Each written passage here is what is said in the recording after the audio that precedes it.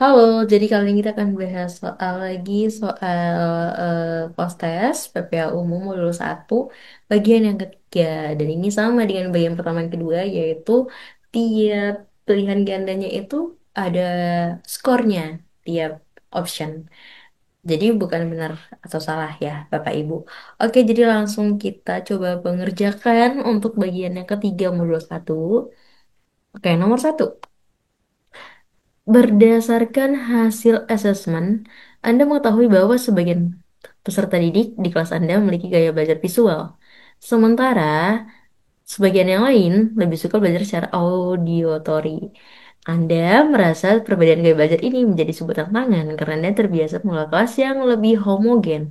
Apa prioritas tindakan yang Anda lakukan bila menghadapi situasi ini? Lagi-lagi pembelajaran selalu berpihak kepada siswa. Oke, berarti yang A, kita coba baca dulu semua optionnya. Menyediakan sumber belajar yang mencakup berbagai jenis media seperti teks, video, dan presentasi lisan. Yang B, berupaya merencanakan aktivitas yang memungkinkan tiap peserta didik bekerja secara individual sesuai gaya belajar masing-masing. Yang C, memikirkan metode pengajaran yang tidak hanya mengandalkan satu jenis media. Yang D mengusulkan kepada koordinator kelas untuk lebih homogen dalam membagi kelas untuk mempermudah proses pembelajaran. Yang E membagi peserta didik ke dalam kelompok kecil berdasarkan gaya belajar mereka. Oke, nah dari sini sebenarnya yang mana yang dia udah langsung ambil tindakan untuk memfasilitasi siswa untuk berdiferensiasi karena tadi gaya belajarnya berbeda-beda. Oke, berarti dari sini harusnya yang paling oke itu adalah yang A ya.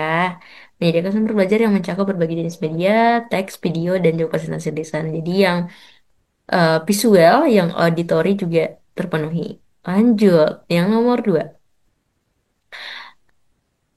Nomor 2 ya, Anda mengetahui adanya dua suku asal peserta didik yang sama-sama dominan di kelas Anda.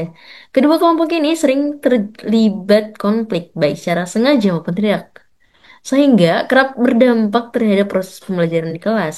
Beberapa kali Anda berusaha untuk memediasi, namun tingginya prasangka yang dimiliki antar kelompok membuat kondisi tidak kunjung membaik. Selaku guru kelas, apa yang Anda akan lakukan jika menemui situasi ini? Yang A, membuat kelompok dengan anggota yang membaur antara kedua suku tersebut dan memberikan tugas kolaboratif. Yang B, memikirkan ide tentang aktivitas pembelajar tertentu yang dapat memediasi dua kelompok tersebut. Yang C, meminta peserta didik berdiskusi dalam kelompok untuk menyelesaikan kegiatan kasus-kasus yang relevan. Yang D, menyampaikan materi dan mendampingi belajar sebagaimana biasanya tanpa perlu memikirkan situasi tersebut. Yang D, yang E berupaya menyelipkan cerita-cerita tentang dampak negatif prasangka di sela-sela penyampaian materi. Oke, nah biasanya itu yang paling oke jawabannya itu adalah yang bagaimana biar kedua eh, suku ini atau kedua kelompok ini lebih membaik, berarti ya.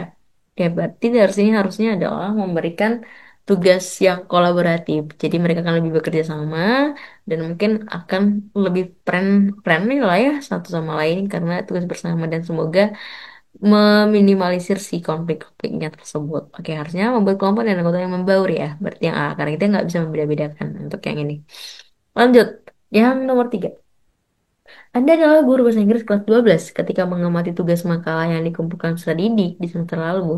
Anda merasa bahwa kemampuan menulis dalam bahasa Inggris perlu diasah lebih lanjut.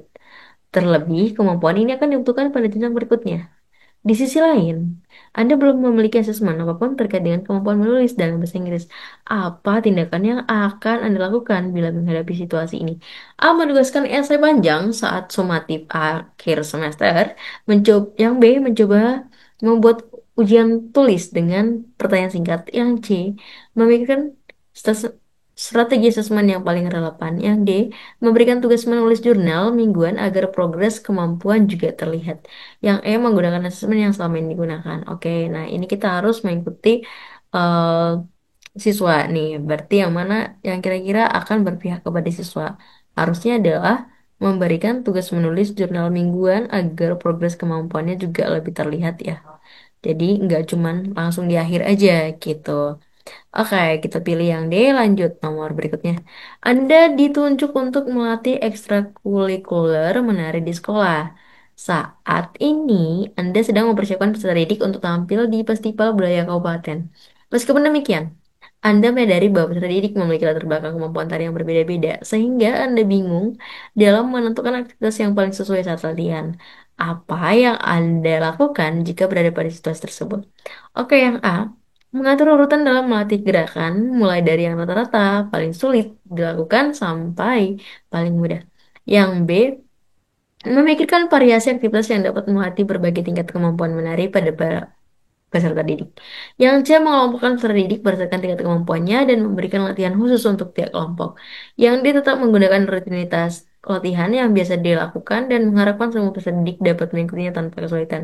Yang E, meminta bantuan peserta didik yang lebih mahir untuk turut melatih temannya yang belum mahir dalam melakukan gerakan tertentu. Oke, berarti harusnya ini adalah memfasilitasi siswa yang kemampuan tarinya berbeda-beda. Oke, jadi harusnya karena ini udah untuk lomba festival ya, berarti harusnya dia lebih yang ya, meminta bantuan seridik yang lebih mahir untuk turut melatih temannya yang belum mahir dalam melakukan gerakan tertentu. Oke, kita pilih yang ya. Semoga ini yang 5 skornya. Lanjut, yang terakhir. Anda adalah guru matematika yang akan mengajarkan materi perkalian bilangan ratusan. Ketika Anda memberikan soal di kelas, hanya sebagian kecil peserta didik yang dapat menyelesaikan soal dengan benar.